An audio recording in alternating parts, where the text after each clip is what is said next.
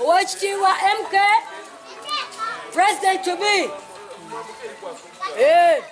Ojjana Muhoozi atuyise ffenna tugende wano ku ddwaliro abakyala b'embuto mujje babakebera embuto ku bwereere n'abaana abato mujje babawa amata ga bwereere mubeere nga muli feeding mubeere b'amaanyi ebiseera ebijja tumulonde tumuwa akalulu ki NRM naki Mr. Muhoozi tukwagala nnyo era jangu tukusaba ojjo tukyaleko nange njagala kukulabako nkoma kulaba bulabi mu mawulire tukuwagira nnyo mwebala okuweereza eggwanga abaana baffe ab'Kamwokya tubaagala nnyo era leero tubaleeteddeko ku mata mugenda kugenda ali ku ddwaliro wali waggulu babaweddi w'amazzi ezigema obuwuka mu lubuto tubawe ne ku mata musome bulungi mukule bulungi ate muwagire n'eggwanga lino muwagire President Museveni ate n'omwana mukole ki mumuwagire ye General Muhoozi Kainerugaba.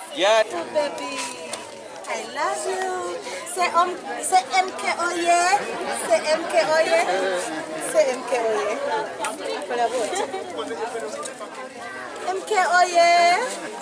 MK mwagale muwagire ate munoonyeza akalulu kanga agenda bakiikira mu abakyala ffe tuli ba women league kugenda tutambula wamu nammwe.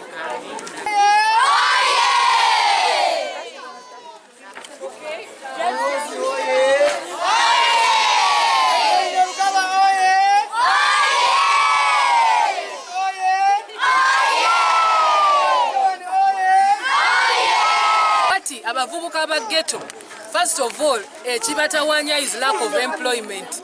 Naye nze nga byemmanyi ne byempuliddeko mu kampu yaffe ya MK. General MK alina good plan kuleeta skills to develop your livelihoods. Ekyo kyekigenda okujja wano mu Gheto kuyamba bavubuka tubakolemu omulimu bafune skill bagende batandike business bebezeewo. Abakyala ansanyuse nnyo okubeerako nammwe wano e Kamwokya okulaba abakyala n'abaana nga batwaniriza bulungi nnyo wano mu Kifumbira era tusanyuse nnyo okubeera wamu nammwe. MK oye!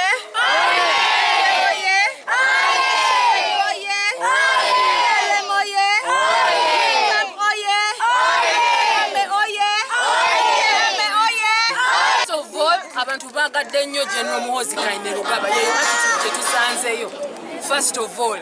Ate n'ekirala abantu of course embeera tebadde nnungi nnyo hygiene wise naye tubasomesezza okwera kulongoosa and we are going to continue going to deep communities in the slums because MK is a brand for every Ugandan.